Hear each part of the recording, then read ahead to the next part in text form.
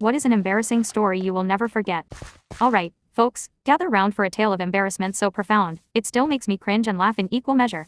This happened a few years ago, but the memory is still fresh, like a lingering hangover after a wild night out.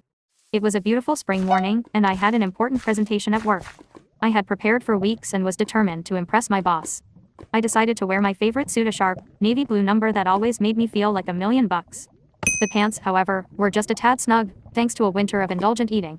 But hey, I could squeeze into them, and that's what mattered. I got dressed, admired myself in the mirror, and strutted out the door feeling like a boss.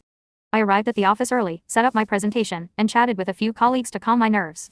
The conference room started filling up, and soon it was showtime. The presentation began smoothly. I was in the zone, clicking through slides and delivering my points with confidence. But about 10 minutes in, I felt a slight discomfort around my waist. I ignored it, thinking it was just nerves. Then it happened.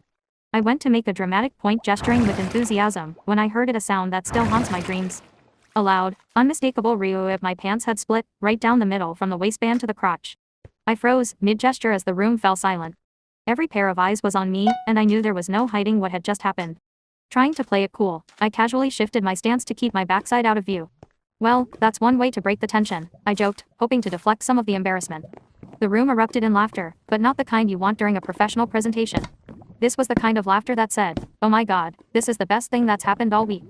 Desperate to regain some semblance of dignity, I tried to continue with my presentation. But every time I moved, the tear seemed to widen. I could feel a breeze where there definitely shouldn't have been one.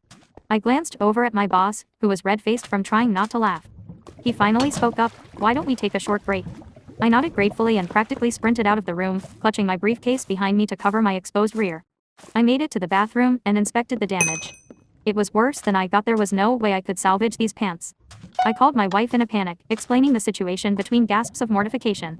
Bless her heart, she promised to bring me a fresh pair of pants from home. I spent the next 20 minutes hiding in the bathroom, pacing and praying that no one would come in. Finally, my wife arrived, knocking gently on the door. She handed me the pants through a small crack, and I quickly changed, feeling like a new man. When I finally emerged, my colleagues gave me a round of applause. I took a deep bow, my face burning with embarrassment. My boss, still chuckling, said, "Let's just pick up where we left off." I finished the presentation, and miraculously, it went well. But the great pants debacle became office legend. To this day, I can't live it down. Every time there's a tense moment at work, someone inevitably jokes, "Careful, or he'll rip his pants again." And while it was mortifying in the moment, it's now a story that never fails to get a laugh. So if you're ever feeling down, just remember at least you didn't split your pants in front of your entire office during an important presentation. Or if you did, welcome to the club.